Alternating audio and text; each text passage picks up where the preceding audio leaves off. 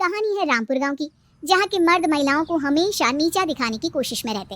अरे अभी तक खाना नहीं आया क्या? मुझे एक और शादी करने की जरूरत है। नहीं जी नहीं, ऐसा मत करना, वरना मैं कहाँ जाऊंगी। खाना लेकर मैं अभी आई जी। गांव की पंचायत में भी फैसले हमेशा औरतों के खिलाफ ही रहते। मैं जो फैसला सुनाता हूँ वो भगवान की आज्ञा होती है। इस लड़के ने अपने मन से शादी करके अच्छा नहीं किया। लड़के को घर भेज दो और इसकी शादी इसकी जाति की किसी लड़के से करवा दो, लेकिन ये लड़के इसे तो गांव के बाहर निकाल दो। नहीं नहीं जमींदार साहब, ये क्या बोल रहे हैं? ऐसा नहीं हो सकता। मेरी बेटी मासूम है, इसे अच्छे बुरे की समझ नहीं है। अरे कहाँ जाएगी ये बेचारी? कहाँ जाएगी? इतनी चिंता है तो पूरे परिवार का गांव निकाला कर देते हैं। बेचारे पूरे बसे बसाए परिवार को गांव छोड़ना पड़ता है। चाहे जो हो, अगर बेटियों को कंट्रोल नहीं कर सकते तो गांव में रहने का कोई मतलब नहीं है। यहाँ औरतों को दब कर रहना होगा। कोई भी अपने हिसाब से कुछ नहीं कर सकता, सब ईश्वर की मर्जी से ही होगा। तभी गांव का एक आदमी दौड़ा दौड़ा आता है।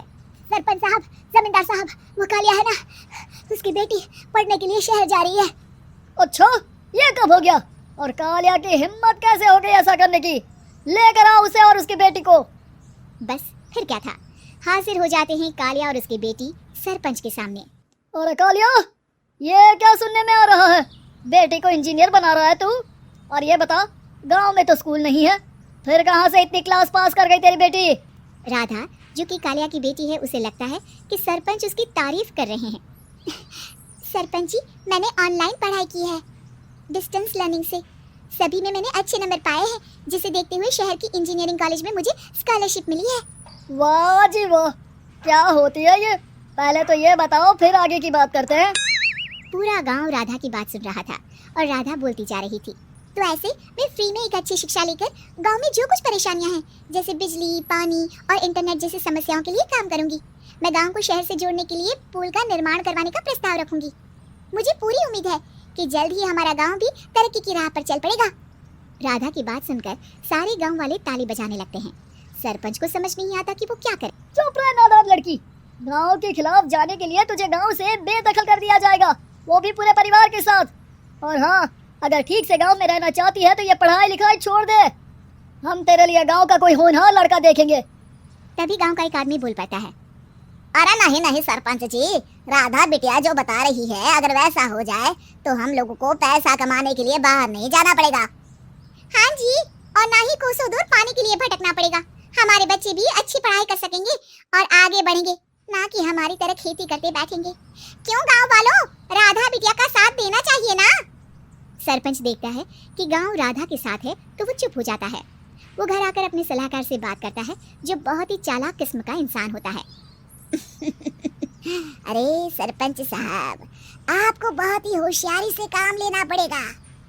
एक बार गांव तरक्की कर गया, यहाँ के बालक पढ़ लिए तो कोई ना पूछेगा आपको। और फिर ये जो बेटा और बेटी है ना आपके, इनको भी आम लोगों की तरह ही जीवन जीना होगा। हाँ, लेकिन करे तो क्या करे?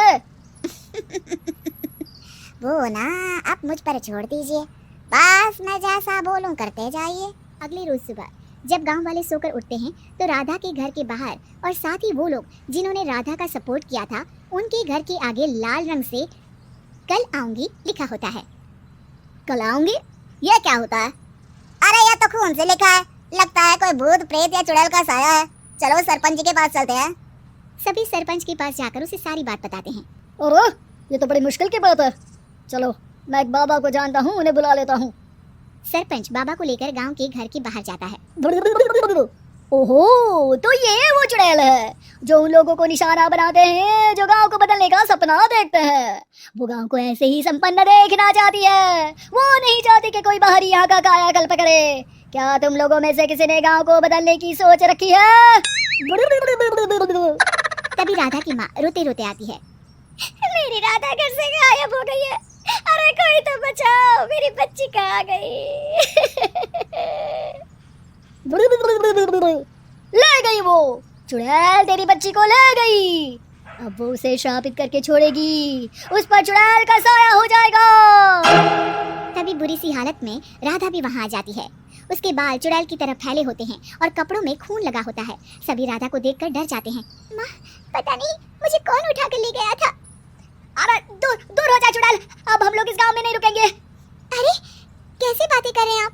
कल तो आप मेरे भरोसे गांव का हुलिया बदलने, अपने बच्चों को पढ़ाने और तरक्की उन्नति की बात कर रहे थे, तो आज क्या हो गया आपको? ये फिर तुम लोगों को बहकाएगी। ये चुड़ैल गांव में आ चुकी है, ऐसे ही ये तुम्हारे घर के बच्चों को भी ले जाएगी। गांव वाले राधा को गांव से बाहर निकाल देते हैं। उसके माँ बाप रोते रहते हैं, लेकिन गांव वाले नहीं मानते। मैं भी अपनी बहन के साथ गांव के बाहर रहूंगा, लेकिन वो पढ़ाई नहीं छोड़ेगी। वहीं सरपंच के घर पर सलाहकार कहता है, देखा, सांप भी मर गया और लाठी भी नहीं टूटी। लेकिन अगले ही दिन सरपंच के घर के बाहर भी वही शब्द लिखे होते हैं। और फिर सरपंच की बीवी कहती है, हमारी बेटी को किसी ने अगवा कर लिया है। तभी राधा का भाई वहां आ जाता है। अरे गांव वालों, मैंने सरपंच जी की बेटी को देखा था, वो चुड़ैल उसे उठाकर ले जा रही थी। अरे क्या मजाक कर रहे हो? नहीं नहीं सरपंच जी, आप नहीं जानते, वो चुड़ैल अब आपकी बेटी में आ जाएगी, जैसे राधा के अंदर आ गई थी। तभी सरपंच की बेटी वैसी ही हालत में वहां आती है जैसे राधा आई थी।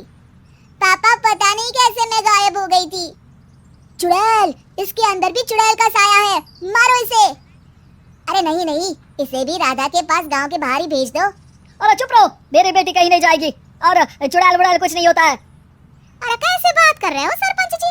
आप तो बोल रहे थे कि आपका फैसला भगवान का ज्ञान होता है, तो अपने पर बात आई तो अब आप ऐसे बोल रहे हैं। अरे ना ना ना, आपको अपनी बेटी को त्यागना ही होगा। अरे बुलाओ बाबा को।